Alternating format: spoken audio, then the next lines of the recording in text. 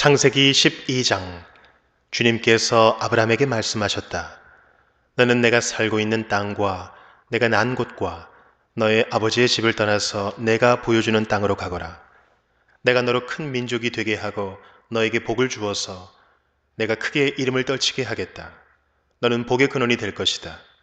너를 축복하는 사람에게는 내가 복을 베풀고 너를 저주하는 사람에게는 내가 저주를 내릴 것이다. 땅에 사는 모든 민족이 너로 말미암아 복을 받을 것이다. 아브람은 주님께서 말씀하신 대로 길을 떠났다. 롯도 그와 함께 길을 떠났다. 아브람이 하란을 떠날 때에 나이는 75이었다. 아브람은 아내 사레와 조카 롯과 하란에서 모은 재산과 거기에서 얻은 사람들을 거느리고 가나안 땅으로 가려고 길을 떠나서 마침내 가나안 땅에 이르렀다. 아브람은 그 땅을 지나서 세겜 땅, 곧 모레의 상수리 나무가 있는 곳에 이르렀다. 그때 그 땅에는 가나안 사람들이 살고 있었다. 주님께서 아브람에게 나타나셔서 말씀하셨다. 내가 너의 자손에게 이 땅을 주겠다.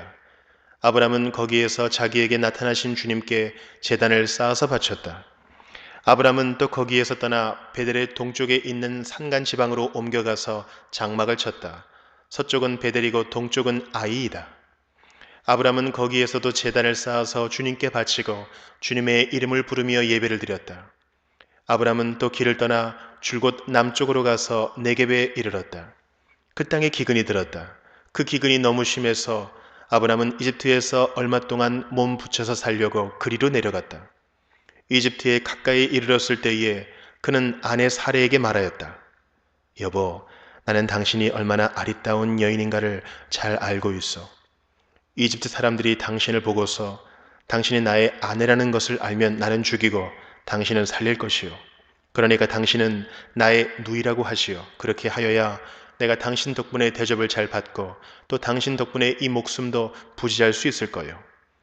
아브라함이 이집트에 이르렀을 때에 이집트 사람들은 아브라함의 아내를 보고 매우 아리따운 여인임을 알았다. 바로의 대신들이 그 여인을 보고 나서 바로 앞에서 그 여인을 칭찬하였다. 드디어 그 여인은 바로의 궁전으로 불려 들어갔다. 바로가 그 여인을 보고서 아브람을 잘 대접하여 주었다. 아브람은 양떼와 소떼와 암나귀와 순나귀와 남녀 종과 낙타까지 얻었다.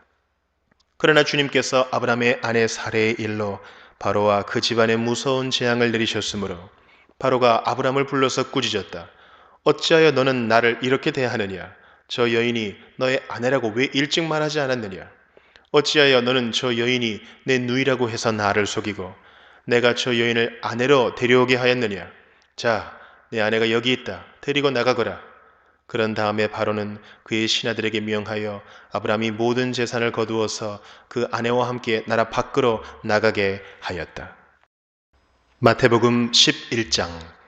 예수께서 12제자에게 지시하기를 마치고 거기에서 떠나셔서 유대 사람들의 여러 고을에서 가르치며 복음을 전하셨다.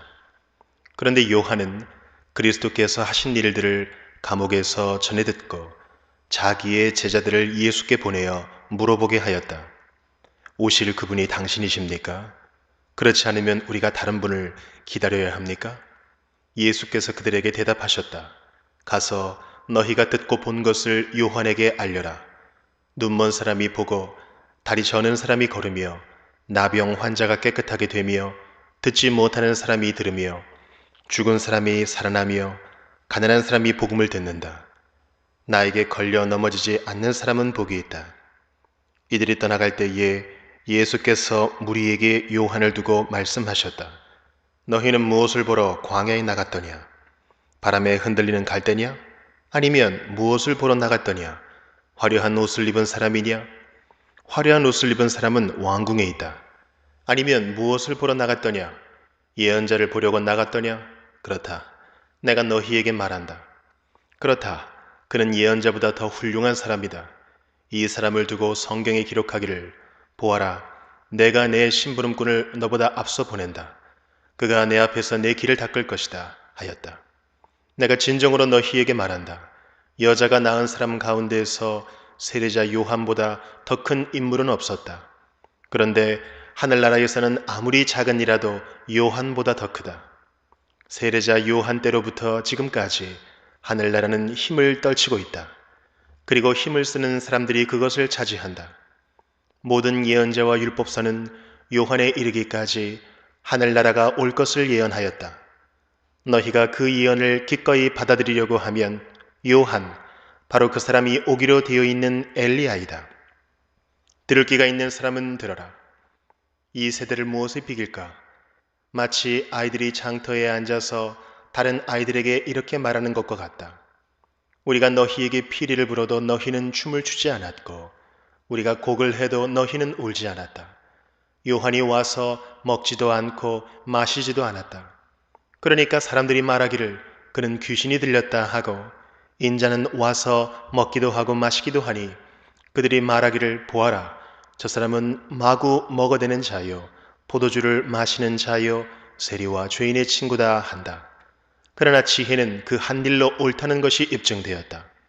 그때에 예수께서는 자기가 기적을 많이 행한 마을들이 회개하지 않으므로 꾸짖기 시작하셨다. 고라시나 너에게 화가 있다. 베세다야 너에게 화가 있다.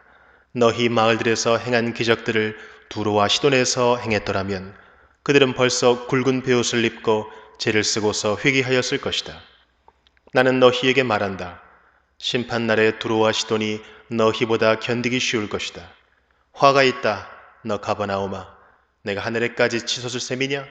지옥에까지 떨어질 것이다. 너 가버나움에서 행한 기적들을 소돔에서 행했더라면 그는 오늘까지 남아있을 것이다. 나는 너희에게 말한다. 심판날에 소돔 땅이 너보다 견디기 쉬울 것이다. 그때 예수께서 이렇게 말씀하셨다. 하늘과 땅의 주님이신 아버지, 이 일을 지혜 있고 똑똑한 사람들에게는 감추시고 어린 아이들에게는 드러내어 주셨으니 감사합니다. 그렇습니다. 아버지, 이것이 아버지의 은혜로운 뜻입니다. 내 아버지께서 모든 것을 내게 맡겨주셨습니다. 아버지밖에는 아들을 아는 자가 없으며 아들과 또 아들이 계시하여 주려고 하는 사람 밖에는 아버지를 아는 이가 없습니다. 수고하며 무거운 짐을 진 사람은 모두 내게로 오너라. 내가 너희를 쉬게 하겠다. 나는 마음이 온유하고 겸손하니 내 멍에를 메고 나한테 배워라. 그리하면 너희는 마음의 쉼을 얻을 것이다. 내 멍에는 편하고 내 짐은 가볍다. 느헤미야 1장. 하가랴의 아들 느헤미야가 한 말이다.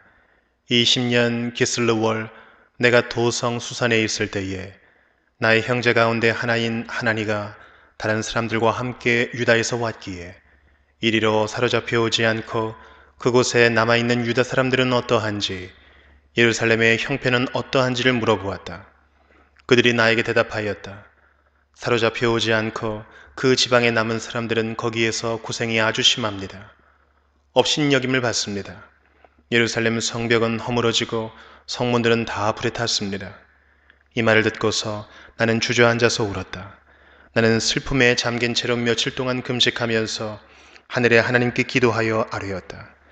주 하늘의 하나님, 위대하고 두려운 하나님, 주님을 사랑하는 이들과 세운 언약, 주님의 계명을 지키는 이들과 세운 언약을 지키시며 은혜를 베푸시는 하나님, 이제 이 종이 밤낮 주님 앞에서 주님의 종 이스라엘 자손을 위하여 드리는 이 기도에 귀를 기울이시고 살펴주십시오. 우리 이스라엘 자손이 주님을 거역하는 죄를 지은 것을 자복합니다. 저와 저의 집안까지도 죄를 지었습니다. 우리가 주님께 매우 큰 잘못을 저질렀습니다. 주님의 종 모세를 시키시어 우리에게 내리신 계명과 율례와 규례를 우리가 지키지 않았습니다.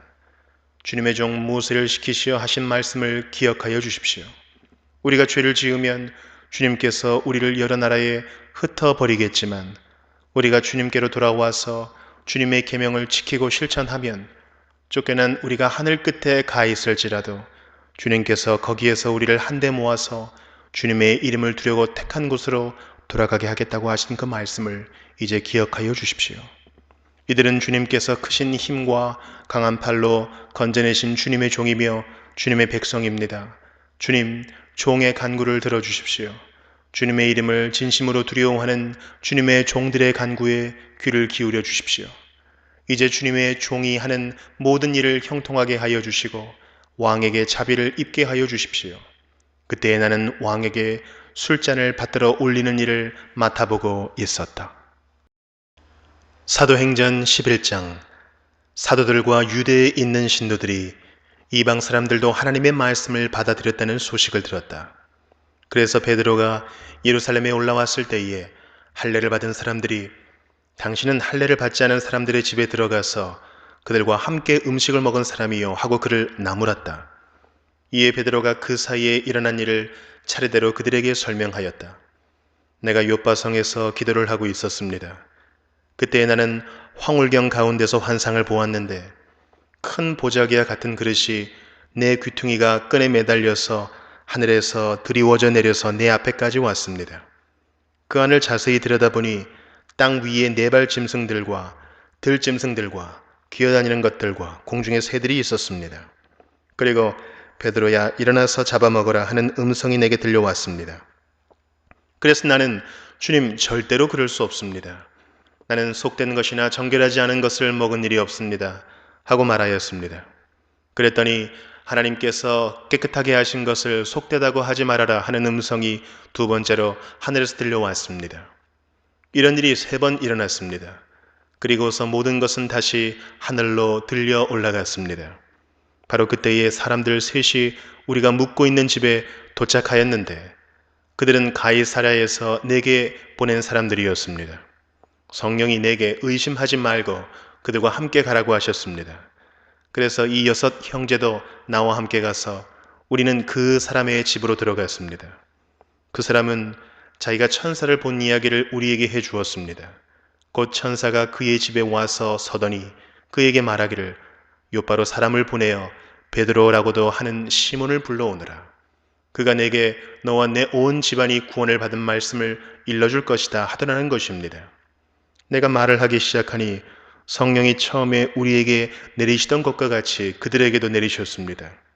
그때 나는 요한은 물로 세례를 주었지만 너희는 성령으로 세례를 받을 것이다 하신 주님의 말씀에 생각났습니다.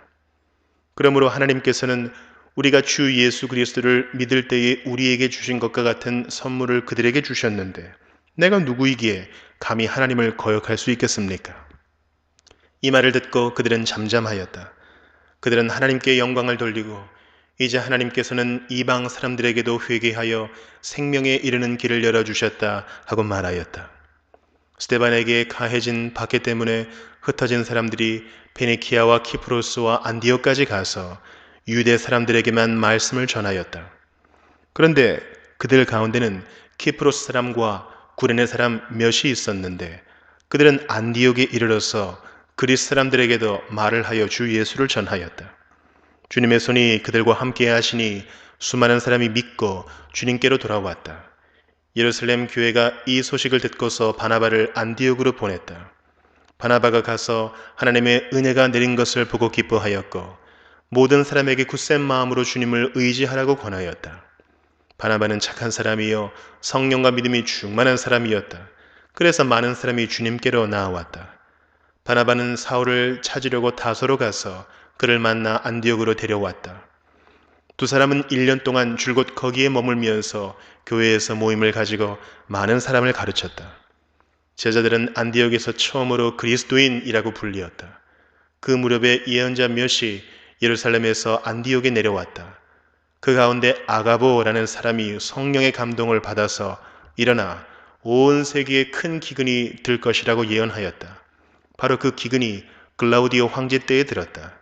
그래서 제자들은 각각 자기 형편에 따라 몫을 정하여 유대에 사는 신도들에게 구제금을 보내기로 결정하였다. 그들은 그대로 실행해서 바나바와 사울 편에 그것을 장로들에게 보냈다.